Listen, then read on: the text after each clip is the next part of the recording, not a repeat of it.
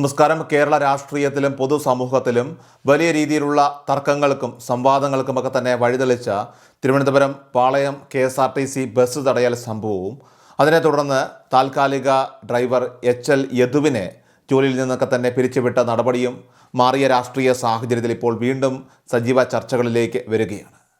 ഇക്കഴിഞ്ഞ നിയമസഭാ തെരഞ്ഞെടുപ്പോടെ കേരളത്തിൻ്റെ രാഷ്ട്രീയ ഭൂപടത്തിലുണ്ടായ വലിയ അഴിച്ചുപണികൾക്ക് ഇപ്പോൾ യദുവിൻ്റെ ജീവിതത്തിലും വലിയ രീതിയിലുള്ള ഒരു വഴിത്തിരിവിന് കാരണമാകുമെന്ന സൂചനകൾ തന്നെയാണ് ഇപ്പോൾ പുറത്തു വരുന്നത്.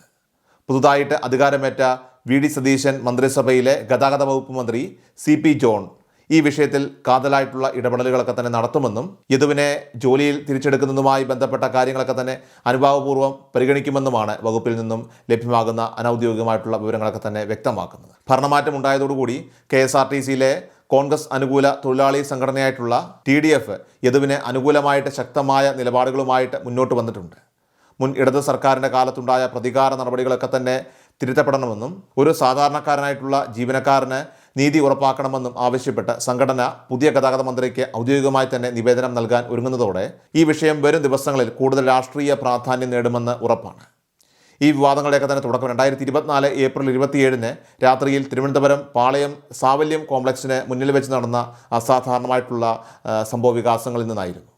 തൃശ്ശൂരിൽ നിന്നും തിരുവനന്തപുരത്തേക്ക് വരികയായിരുന്ന സൂപ്പർഫാസ്റ്റ് ബസ്സിന് കുറുകെ അന്നത്തെ തിരുവനന്തപുരം മേയർ ആര്യ രാജേന്ദ്രനും ഭർത്താവ് സച്ചിൻ ദേവ് MLAയും സഞ്ചരിച്ചിരുന്ന സ്വകാര്യ കാർ നിർത്തിയിട്ട് KSRTC ബസ് തടയുകയായിരുന്നു. പൊതുജനങ്ങളുമായിട്ട് സർവീസ് നടത്തുന്ന ഒരു പൊതുഗതാഗത വാഹനം റോഡിന് നടുവിൽ തടഞ്ഞു നിർത്തി ഔദ്യോഗികമായിട്ടുള്ള പദവികളുടെയൊക്കെ തന്നെ തണലിൽ ജീവനക്കാരെ പരസ്യമായിട്ട് ചോദ്യം ചെയ്ത ഭരണാധികാരികളുടെയൊക്കെ തന്നെ നടപടി കേരളക്കരയിൽ അക്കാലത്ത് വലിയ തോതിലുള്ള ജനരോഷത്തിന് കാരണമായിരുന്നു.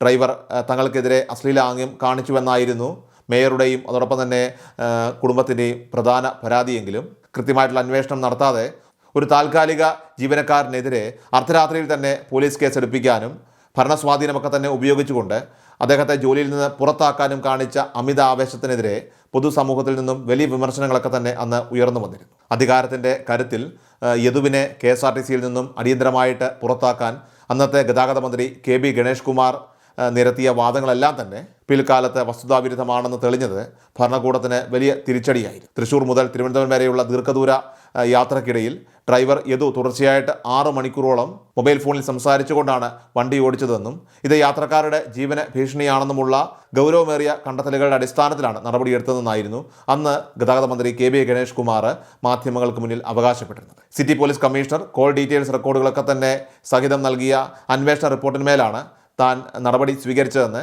ഗണേഷ് കുമാർ ചാനൽ ചർച്ചകളിലൊക്കെ തന്നെ വന്ന് വലിയ വീരവാദം മുഴക്കിയെങ്കിലും ഈ വാദങ്ങളുടെയൊക്കെ തന്നെ നിജസ്ഥിതി അത് പുറത്തു കൊണ്ടുവരാനായിട്ട് വിവരാവകാശ നിയമപ്രകാരം നൽകിയ അപേക്ഷകൾക്ക് ലഭിച്ച മറുപടി അത് തീർച്ചയായിട്ടും മന്ത്രിയെയും വകുപ്പിനെയും പ്രതിരോധത്തിലാക്കി.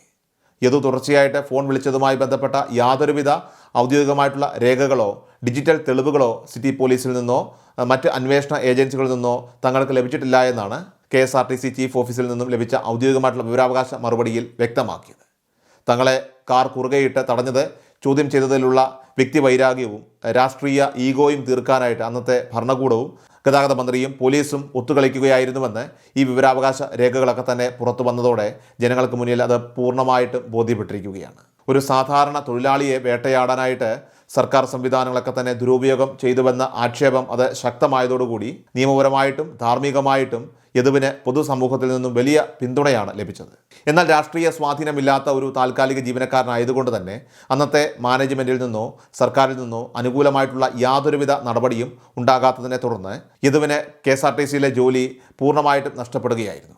പാവപ്പെട്ട ഒരു ജീവനക്കാരൻ്റെ ഉപജീവന മാർഗം തടഞ്ഞുകൊണ്ട് അന്നത്തെ അധികാരികൾ കൈക്കൊണ്ട ഏകപക്ഷീയമായിട്ടുള്ള ഈ തീരുമാനം അധികാരത്തിൻ്റെ അഹങ്കാരത്തിൽ സാധാരണക്കാരെ അടിച്ചമർത്തുന്ന ഭരണകൂട ശൈലിയുടെ ഉദാഹരണമായിട്ട് അക്കാലത്തെ പ്രതിപക്ഷം വ്യാപകമായിട്ട് രാഷ്ട്രീയ ആയുധമാക്കുകയും ചെയ്തിരുന്നു. ജോലി നഷ്ടപ്പെട്ടതോടെ ഒരു സാധാരണ ഇടത്തരം കുടുംബത്തിൻ്റെ ഏക ആശ്രയമായിരുന്ന യദുവിൻ്റെ ജീവിതം കടുത്ത പ്രതിസന്ധിയിലേക്കാണ് നീങ്ങിയത്.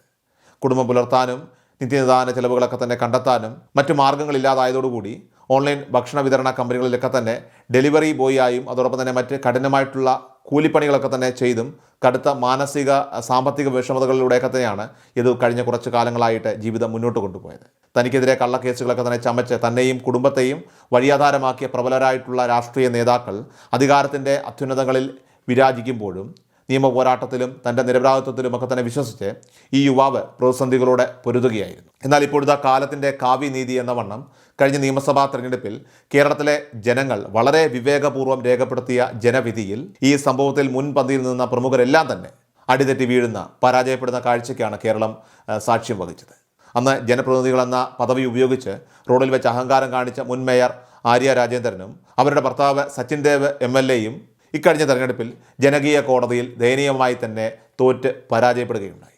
ഇതിനെല്ലാം പുറമെ യാതൊരുവിധ തെളിവുകളുമില്ലാതെ യദുവിനെ KSRTC-യിൽ നിന്നും പിരിച്ചുവിടാനായിട്ട് മുൻകൈയെടുത്ത പത്തനാപുരത്തെ കരുത്തനായിട്ടുള്ള ഇടത് സ്ഥാനാർത്ഥി KB ഗണേഷ് കുമാറും യദുവിനെ തൻ്റെ പഴയ തൊഴിലിടമായിട്ടുള്ള KSRTC-യിലേക്ക് ശക്തമായ രീതിയിൽ ഒരു തിരിച്ചുവരവിനാണ് ഇപ്പോൾ പുതിയ ഭരണമാറ്റത്തോടെ കളമൊരുങ്ങുന്നത്. നിലവിലെ സാഹചര്യത്തിൽ യദു KSRTC മാനേജ്മെൻറ്റിന് മുൻപാകെ പുനഃപരിശോധനാ ഹർജി സമർപ്പിച്ചാൽ പുതിയ UDF സർക്കാരും ഗതാഗത വകുപ്പും അത് നിയമപരമായിട്ടും മാനുഷിക പരിഗണനയോടെയൊക്കെ തന്നെ തീർപ്പാക്കുമെന്നും യദുവിൻ്റെ ഡ്രൈവർ സീറ്റിലേക്കുള്ള തിരിച്ചുവരവ് അത് ഉടൻ സാധ്യമാകുമെന്നുമാണ് രാഷ്ട്രീയ കേന്ദ്രങ്ങളിൽ നിന്നുമൊക്കെ തന്നെ പൊതുവെയുള്ള വിലയിരുത്തൽ.